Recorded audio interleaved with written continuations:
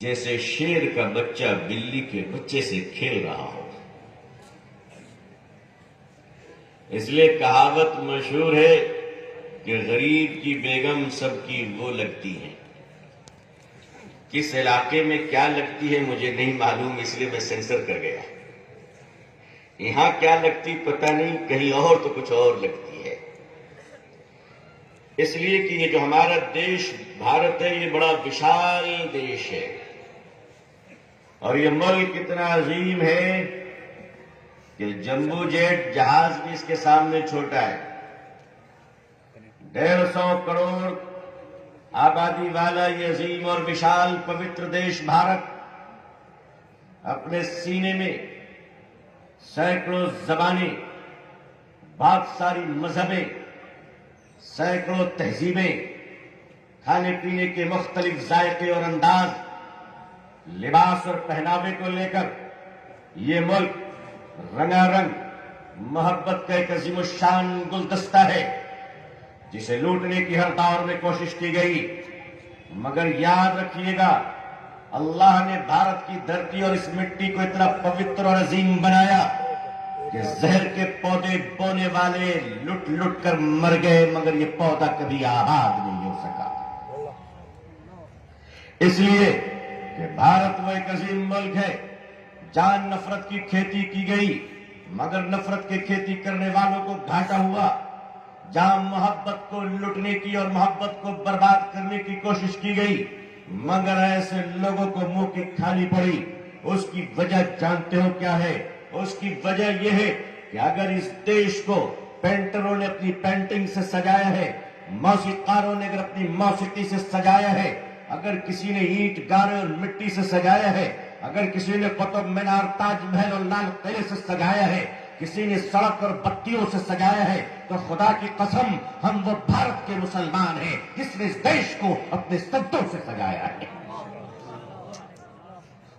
اور یہی وجہ ہے کہ ہم نے اس دھرتی پہ اتنا خدا کو پکارا ہے کہ اللہ نے بھی اس بھارت پہ اپنا رحم کر رکھا ہے۔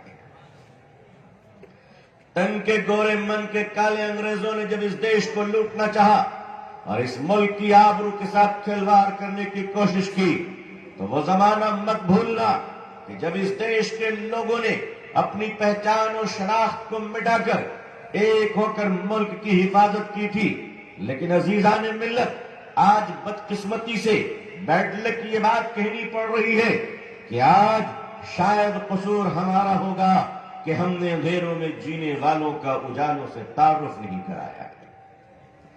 اگر ہم نے ایک چراغ جلا دیا ہوتا، میرے دوستوں، میرے بزرگوں، اور یہ ہزاروں کی ٹھاٹے مارتا ہوا انسانی سروں کا سمندر، اے غیرت مند مسلمانوں، یاد رکھنا کہ اندھیرے میں چراغ روشن کرنا تمہاری ذمہ داری ہے۔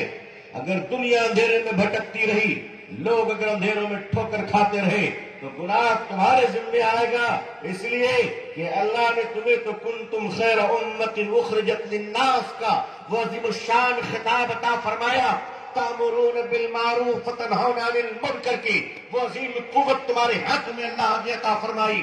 کل قیامت کے دن اللہ تم سے پوچھیں گے کہ تمہارے جیتے جی میرے بندے اور میری بندیاں اندھیروں میں کس طرح بھٹکتے رہے۔ یاد رکھیے گا، اندھیرے کو اس سے کوئی مطلب نہیں کہ چراغ میں جلنے والا دیا سونے کا ہے یا مٹی کا ہے۔ اندھیرے کو اگر فرق پڑتا ہے تو چراغ سے نکلنے والے روشنی سے فرق پڑتا ہے۔ آپ اگر چراغ جلائیں گے تو روشنی پیدا ہوگی۔ اندھیرے سے لڑائی نہیں کی جاتی ہے، بلکہ اندھیروں میں چراغ جلایا جاتا ہے۔ اندھیروں کے خلاف تقریر نہیں کی جاتی ہے، بلکہ اندھیروں میں چراغ جلایا جاتا ہے۔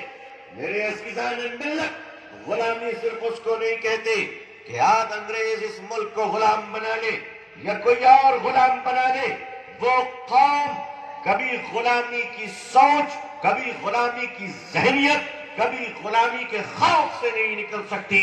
جو اپنے زنجیروں کی عزت کیا کرتے ہیں وہ غلام رہا کرتے ہیں، کبھی آزاد نہیں ہوا کرتے ہیں۔ اللہ تبارک و تعالیٰ نے انسانوں کو آزادی عطا فرمائی، اور ایسی آزادی کہ یاد رکھو میرے آقا صلی اللہ علیہ وسلم نے فرمایا تھا کہ انسان جو پیدا ہوتا ہے اس کی ماں نے اسے آزاد چنا ہے، دنیا کی کوئی طاقت اسے غلام نہیں بنا سکتی۔ لیکن سلسلہ چلتا رہا، لوگوں نے غلام بنایا۔ مجھے آج بھی یہ کہتے ہوئے افسوس ہو رہا ہے کہ اس دھرتی پر اگر سب سے مظلوم، سب سے ظلم رسیدہ، ستم رسیدہ